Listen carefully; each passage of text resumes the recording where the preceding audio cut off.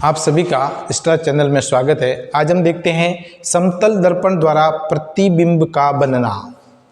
आप देखते हैं हम जिस सुबह उठते ही जिस कांच के सामने जाकर के खड़े हो जाते हैं, जिसमें हमारा चेहरा देखते हैं, वो दर्पण समतल दर्पण है, जिसमें एक पीछे का पृष्ठ उसके ऊपर लेप किया हुआ होता है। तो समतल दर्पण में जो हमारा प्रतिबिंब दिख रहा है वो कैसा दिख रहा है, किस प्रकार के उसमें प्रतिबिंब बनता है, उसके बारे में देखते हैं। तो समतल दर्पण में प्रतिबिंब का बनना, पहला, प्रतिबिंब सदैव समतल दर्पण में कैसा होगा? आभासी और सीधा। देखिए, इसमें आपको एक शब्द याद रखना है कि आभासी, पीछे सी आ रहा है, सी से ले लो, सीधा। सिंपल सी बात है, आभासी होगा वो सदैव सीधा होगा। तो ये दोनों बातें एक दूसरे की मिलती है कि आभासी है वो सदैव सीधा होता है। तो आभासी, सीधा, इसको हम सीधे सिंपल तरीके से याद रखने के लिए कोडिंग है कि आभासी जो प्रतिबिंब होगा वो सीधा ही होगा, और ये होता है समतल दर्पण में प्रतिबिंब। तो सदैव प्रतिबिंब आभासी और सीधा ही बनता है। दूसरी बात, प्रतिबिंब का जो आकार होगा वो बिंब के आकार के बराबर होगा। प्रतिबिंब और बिंब उन दोनों का आकार बराबर होगा। तीसरा पॉइंट है, प्रतिबिंब दर्पण के पीछे उतनी ही दूरी पर बनेगा जितनी दूरी पर वस्तु रखी हुई है। कई बार प्रश्न पूछा जाता है कि समतल दर्पण से कोई वस्तु 1 मीटर की दूरी पर रखी गई है तो उसका वस्तु और प्रतिबिंब के बीच की दूरी कितनी होगी? तो हमें याद रखना है कि जितनी दूरी पर वस्तु रखी हुई है उतनी ही दूरी पर प्रतिबिंब बनेगा। तो 1 मीटर की दूरी पर प्रतिबिंब भी बनेगा। तो वस्तु और प्रतिबिंब के बीच की दूरी कितनी हो गई? 2 मीटर। तो इस प्रकार के नॉर्मल सवाल पूछे जा सकते हैं। तो प्रतिबिंब दर्पण के पीछे उतनी ही दूरी पर बनता है जितनी दूरी पर वस्तु रखी होती है या बिंब रखा होता है। बिंब कहो या वस्तु कहो, एक ही बात है। और क्या इसमें चेंजेस होता है? हम जाके कांच के सामने खड़े हो जाते हैं, यदि हम लेफ्ट हैंड ऊपर करते हैं तो कांच के सामने हमारा राइट हैंड, उसका जो प्रतिबिंब है उसका हमारा राइट हैंड शुरू हो जाता है। तो यानी कि इसको हमारा लेफ्ट प्रतिबिंब का राइट हो जाता है, हमारा राइट प्रतिबिंब का लेफ्ट हो जाता है। तो इसीलिए इसको पार्श्व परिवर्तन कहते हैं।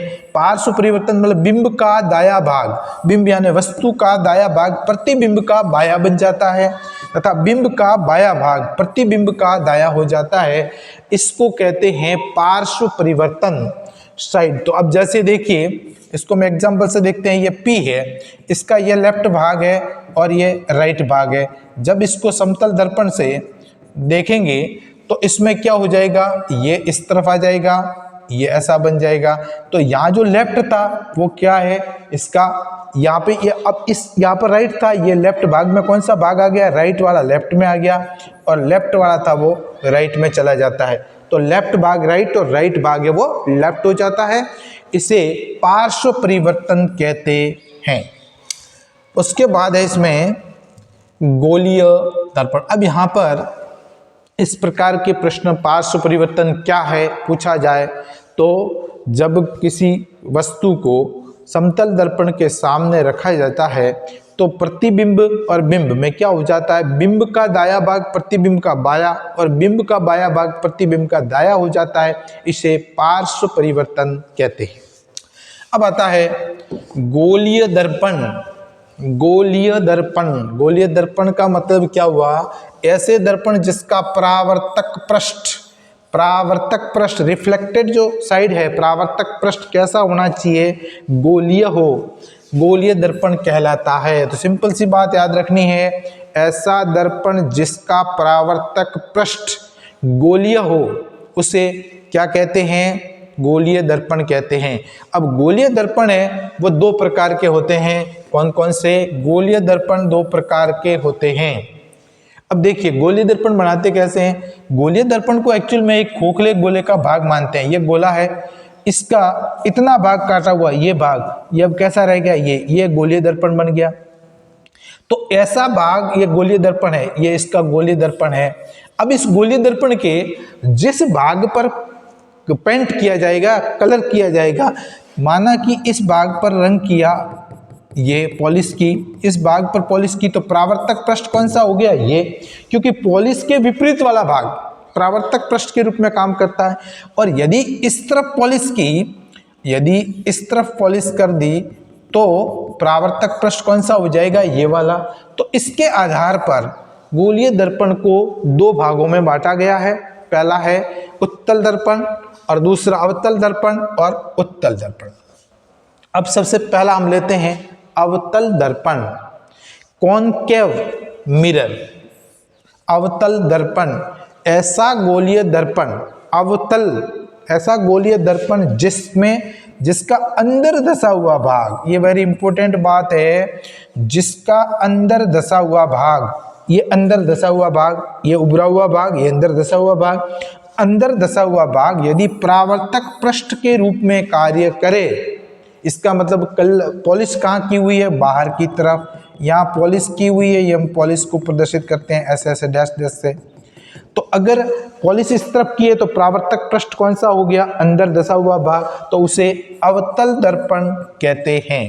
ये क्लियर? अवतल दर्पण किसे कहते हैं? ऐसा गोलीय दर्पण जिसका अंदर धसा हुआ भाग परावर्तक पृष्ठ के रूप में कार्य करे, तो उसे हम गोलीय दर्पण का कौन सा भाग कहेंगे? अवतल दर्पण कहते हैं। दूसरा आता है हमारा उत्तल दर्पण, जिसको कॉन्वेक्स कहते हैं, कॉन्वेक्स मिरर या उत्तल दर्पण। इसमें क्या होगा? ऐसा दर्पण जिसका उभरा हुआ भाग, यानी कि पॉलिश धसे हुए भाग में कर रहे हैं तो उभरा हुआ भाग परावर्तक पृष्ठ के रूप में कार्य कर रहा है। यहाँ पर ये परावर्तक पृष्ठ के रूप में कौन सा भाग काम कर रहा है? उभरा हुआ भाग परावर्तक पृष्ठ के रूप में, उभरा हुआ भाग परावर्तक पृष्ठ के रूप में कार्य करे तो उसे उत्तल दर्पण कहते हैं। बिल्कुल सिंपल। ऐसा गोलीय दर्पण जिसका अंदर धसा हुआ भाग परावर्तक पृष्ठ के रूप में कार्य करे, अवतल दर्पण। ऐसा गोलीय दर्पण जिसका उभरा हुआ भाग परावर्तक पृष्ठ के रूप में कार्य करे, उसे उत्तल दर्पण कहते हैं। अब इनसे संबंधित कुछ परिभाषा हैं, शब्दावलियां हैं, उसको हम देखते हैं। पहला है ध्रुव। अब देखिए, चाहे दर्पण उत्तल हो चाहे अवतल हो, उनके मध्य का बिंदु ध्रुव कहलाता है। तो गोलीय दर्पण परावर्तक पृष्ठ, परावर्तक तल का मध्य बिंदु, मध्य बिंदु कैसे? ये चाहे कोई भी दर्पण हो, इसका सेंटर पॉइंट यहाँ पर, ये जो मध्य बिंदु होगा, इन दोनों का मध्य बिंदु वो क्या कहलाएगा? ध्रुव कहलाता है। यहाँ पर ये P से इसको प्रदर्शित किया जाता है, ध्रुव। अब आता है वक्रता केंद्र, वक्रता त्रिज्या। दो बातें हैं, वक्रता केंद्र और वक्रता त्रिज्या। देखिए, परावर्तक, ये जो गोलीय दर्पण है, ये किसी एक गोले का कटा हुआ भाग माना जाता है। गोलीय दर्पण को किसी एक गोले का कटा हुआ भाग माना जा सकता है। उस गोले का जो केंद्र होता है उसको तो कहेंगे वक्रता केंद्र।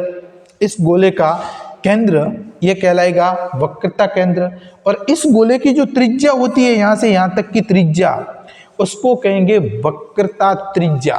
दो बातें हैं, गोलीय दर्पण को एक खोखले गोले का भाग माना जा सकता है। इस खोखले गोले के केंद्र को वक्रता केंद्र तथा इस गोले की त्रिज्या को वक्रता त्रिज्या कहते हैं।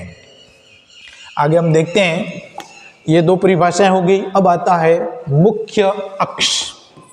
मुख्य अक्ष इस प्रकार से हम प्रदर्शित करते हैं, ये मुख्य अक्ष है। तो यह मुख्य जो अक्ष है, ये और यह मुख्य अक्ष मानते हैं। तो मुख्य अक्ष क्या है? किस किस को मिलाने वाली रेखाओं को मुख्य अक्ष कहते हैं? तो दर्पण के वक्रता केंद्र किस किस को मिला रहा है? वक्रता केंद्र, सेंटर, गोले का सेंटर भाग, वक्रता केंद्र एवं ध्रुव, ये पॉइंट, ये ध्रुव कहलाता है। वक्रता केंद्र और ध्रुव को मिलाने वाली काल्पनिक रेखा को मुख्य अक्ष कहते हैं। ये कोई वास्तव में रेखा नहीं है, काल्पनिक रेखा मानी गई है जो किस किस को मिलाती है? वक्रता केंद्र और ध्रुव को मिलाने वाली काल्पनिक रेखा को मुख्य अक्ष कहते हैं। उसके बाद है फोकस बिंदु व फोकस दूरी। दो पॉइंट है यहाँ पर भी, फोकस बिंदु और फोकस दूरी। अब देखिए फोकस दूरी, चूंकि हमारे पास गोलीय दर्पण कितने प्रकार के हैं, 2 प्रकार के हैं, तो फोकस दूरी भी हमें इसी प्रकार से प्राप्त होगी। कैसे, देखिए पहले फोकस बिंदु की बात करते हैं। यह गोलीय दर्पण है हमारा अवतल दर्पण। अवतल दर्पण में जो मुख्य अक्ष के समांतर किरणें आती है वो किसी एक बिंदु पर, ये F से होकर, जिस बिंदु से होकर के गुजरती है, मुख्य अक्ष के समांतर आने वाली प्रकाश की किरण जिस बिंदु से होकर गुजरती है उसे फोकस कहते हैं, किसका, अवतल दर्पण का। जबकि उत्तल दर्पण में क्या होगा, यह उत्तल दर्पण है। उत्तल दर्पण में यहाँ से मुख्य अक्ष के समांतर प्रकाश की किरण आई, ये इसको फैला दिया, यहाँ से आई, इसको ये फैला दिया, पर यहाँ से जहाँ से ये आती हुई प्रतीत होती है, मुख्य अक्ष के समांतर आने वाली प्रकाश की किरण जिस बिंदु से होकर जाती हुई प्रतीत होती है उस बिंदु को फोकस बिंदु कहते हैं। किसमें, उत्तल दर्पण में तो प्रतीत होती है और अवतल दर्पण में जाती है। 2 बातें हैं। देखिए यदि मुख्य अक्ष के समांतर प्रकाश की किरणें गोलीय दर्पण पर आपतित होती है तो परावर्तन के पश्चात यानी टकराने के बाद ये किरणें मुख्य अक्ष के जिस बिंदु पर जाकर मिलती है, उस बिंदु, मिलती है या मिलती हुई प्रतीत होती है, जिस बिंदु पर जाकर मिलती है, यहाँ तो मिलती है, यहाँ पर मिलती है, डैश डैश किया मतलब मिलती हुई प्रतीत होती है, उसे फोकस बिंदु कहते हैं। अब फोकस बिंदु यहाँ बन गया, ये ध्रुव है, ध्रुव और फोकस बिंदु के बीच की दूरी को फोकस दूरी कहते हैं। ध्रुव और फोकस बिंदु, ये ध्रुव P और ये फोकस बिंदु F, इन दोनों के बीच की दूरी को फोकस दूरी कहते हैं। तो ये था हमारा फोकस दूरी। अब आता है वक्रता त्रिज्या, वेरी इंपॉर्टेंट है, इसको मैं इंपॉर्टेंट कहूंगा। वक्रता त्रिज्या R और फोकस दूरी F के बीच क्या संबंध है। तो वक्रता त्रिज्या और फोकस दूरी के बीच क्या संबंध है उसको हम देखते हैं। यह वक्रता केंद्र है और यहाँ से यहाँ तक की दूरी वक्रता दूरी त्रिज्या कहलाती है, वक्रता दूरी कह दो, वक्रता त्रिज्या कहलाएगी। अब देखिए यहाँ से यहाँ तक की जो दूरी है वो R है और फोकस दूरी यहाँ पर होती है, यहाँ पर यह फोकस दूरी है।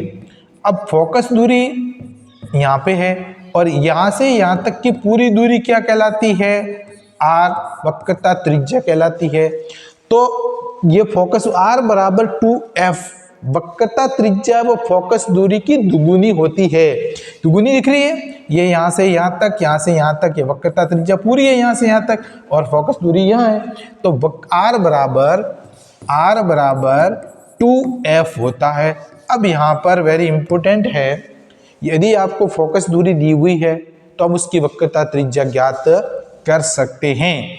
ये जैसे कि ये पूछा गया कि एक गोलीय दर्पण है जिसकी वक्रता त्रिज्या 5 मीटर है तो उसकी फोकस दूरी ज्ञात करो। तो हम सूत्र क्या लगा देंगे, F बराबर, अब यहाँ पर क्या हो जाएगा, R/2, F बराबर R/2।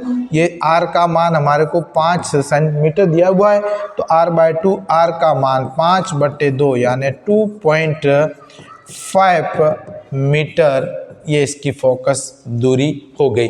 तो इस प्रकार ये सूत्र वेरी इंपॉर्टेंट है। R और वक्रता त्रिज्या और फोकस दूरी में संबंध, वक्रता त्रिज्या फोकस दूरी की दुगुनी होती है। R बराबर 2F, इनमें से किसी एक का मान देंगे, दूसरे का मान हमें ज्ञात करना होगा। यह था हमारा पहला पोर्शन।